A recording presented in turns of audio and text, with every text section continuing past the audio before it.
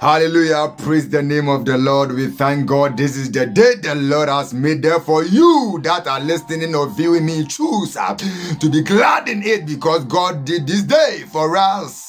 Not for himself, I bet he did it for us. Therefore, you choose to be glad in it, and it will be a blessing unto you. We thank God once again because he has made it possible for it to come to your way. Let us pray. Mighty God, we thank you this hour and we bless your name for your goodness and your mercy. You have made it unto us to be alive this hour, such a gift. We thank you this hour for the gift of life as we are about to share your word up the platform. Speak to us, talk to us, touch us, transform us, change our story. And at the end, we will give you the glory unto you who is able to do exceedingly and abundantly above all what we think or ask, according to the power that is at work in us. This hour we know that your power is about to work and you will do it for your glory. Thank you, Jesus Christ, for your doing. Amen. I'm on your way once again to just a continuation of a message, a word that I did entitled Be Bold in Christ. For your blessings, be bold in Christ for your upliftment, a child of God. There is a blessings in Christ for you. There is a success, there is a victory, there is a favor, there is an anointing, there is an upliftment in Christ for you. But for you to get access to those blessings and those successes, you ought to be bold. Let me tell you something. It's not now that God is going to think about what he will bless you with or prepare your blessings. And Father, scripture says that what has not come to a mind before, what has not entered to a man's heart before, that is what God has prepared for those that love him. It means before you even came to him, before you chose to love him, your blessings has been already prepared, your favor has been already prepared, your upliftment has already prepared, your promotion has already prepared, your victory has already prepared. But for you to get access to those blessings, those success, those joy, and those peace, you ought to be bold in Christ. Remember the scripture that I was using last time in the book of Joshua. Chapter 1, verse 1 going, God told Joshua, the son of Nun, that my son Moses is no more. Arise, it's time for you to arise and lead my people, my children, to the land which I promised or I sworn to their forefathers to possess it. And remember, it means the land was already there, the blessings was already there, but for them to get access to the blessings, God has to use Joshua. So he told Joshua, the land is there, but there is a giant on the land. There is a demons on the land. There is a people who try to oppose you to not take to the land. But you will be able to divide this land. I'm telling you, you have to be bold and be courageous. You have to be strong and to be courageous. Meaning the blessings is there, but for you to get access to it, we ought to be bold and we ought to be courageous. Otherwise, we will not be able to access those blessings that God has for us. That is why he said in the book of Hebrews chapter 4, verses number 16, said, let us therefore come boldly to the throne of grace, that we may obtain mercy and find grace to help in times of need. God don't want us to come to him like we are miserable. He doesn't want us to act like we are miserable.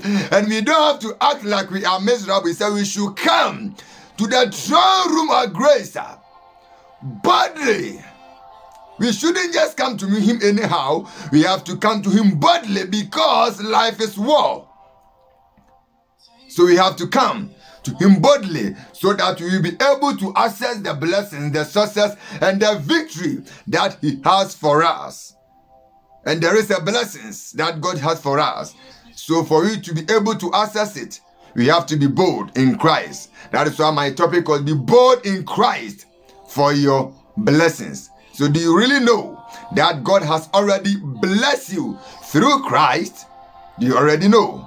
If you don't know, then let's stay glued to your seat as we are about to just dig into the scriptures for we to just see what God has blessed us through Christ Jesus. Hallelujah. Kalabu, in the name of Jesus Christ.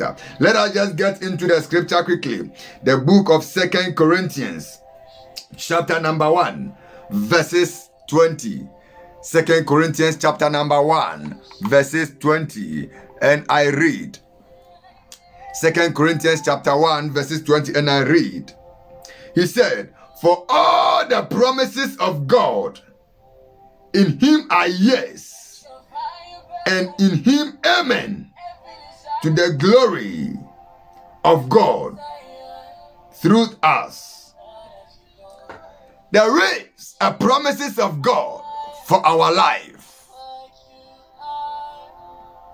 God has promised us that he will not leave us nor forsake us. He has promised us that no weapon formed against us that will ever prosper. He did not say the weapon will not form. He said the weapon will form, but it will not prosper.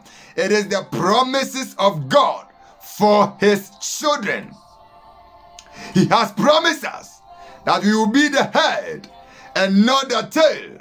He has promised us that this world there will be full of tribulations, but our heart should not be troubled. We should just trust in him, because in him there is full of peace. Meaning he has promised us thousands of promises, many promises. But here, 2 Corinthians chapter 1, verse 20 is telling us that those promises of God, all the kind of promises that we can think of, all the kind of promises that we know, all the kind of promises that we see in the word, say they are yea and amen. Only in him. Who is that him? That Christ. So for you to be able to get access to those blessings and those promises, you have to be born in Christ. And to be born in Christ, meaning to believe what Christ has done for us, to believe what Christ did for us on the cross, to trust in that Christ and his finishing work. That's what he did.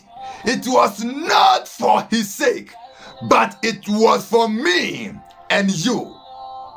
Remember the scripture that he came, the one who was rich, came to be poor so that me and you can be rich. So why don't you stand and have confidence in this Christ and get bold in this Christ to access these blessings that he has for our life? Until you be born in him, you cannot access his blessings and his breakthroughs. Hallelujah. Stop acting like you are miserable whereby you have Christ in your life. Stop acting like you are poor. Stop acting like you are an orphan. Stop acting like you are limited whereby you have Christ. Hallelujah. And how can you be bold in Christ? For you to be bold in this life, you ought to know who you are. Same as for you to be bold in Christ, you have to know what Christ has made you. Do you know what Christ has made you? If you don't know what he has made you, then you can't be bold. But if you know what Christ has made you, then you can be bold. You can't be bold if you don't know yourself. You can be bold if only you know yourself. Let us read this scripture. Hallelujah. Let us read this scripture. 1 Peter chapter 2. 1 Peter chapter 2. And I read 1 Peter chapter 2, verses number 9. But you are a chosen generation. You are not going to be, you are already a chosen generation. A royal priesthood, a holy nation, his own special people,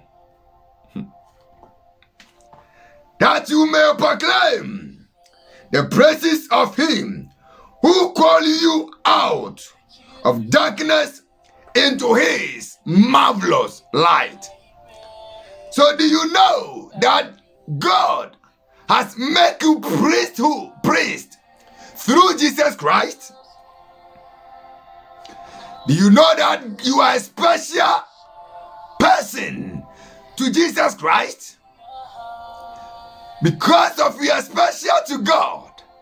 So when there was no way to get access to him, he sent his one and only begotten Son to make a way for us to come to him. So why now that you are him, you are acting like you are miserable? Be bold in Christ so that you can access your blessings. Be bold in him so that you can go find this life. Be bold in him so that you can be rich. You can access your riches. Be bold in Christ. He said, you are a chosen person. You are not just somebody. You are not just miserable. You are not just helpless. God is ready to help you. But for you to be bold, you ought to know who you are. In 1 Peter chapter 2, verses number 9, this is who are we in Christ Jesus. Therefore, why don't you take hold of this word and act on this word so that you can access your blessings, so that you can access your glory, so that you can access your favor, so that you can access your transformation. Hallelujah. Let me read it again. Say, but you are a chosen generation, a royal priesthood, a holy nation, his own people, that you may proclaim the praises of him who called you out of darkness into his marvelous light. It is God who has called you. That is why you are a Christian. And once you become a Christian, be bold in Christ and his finishing work on the cross, so that you can access the blessings, the success, the anointing, the wisdom, the knowledge, the understanding, the favor that he has for you. If you can be bold in him, then I promise you, you will live a limitless life. God bless you until I come to your way. Stay focused and be blessed. Amen.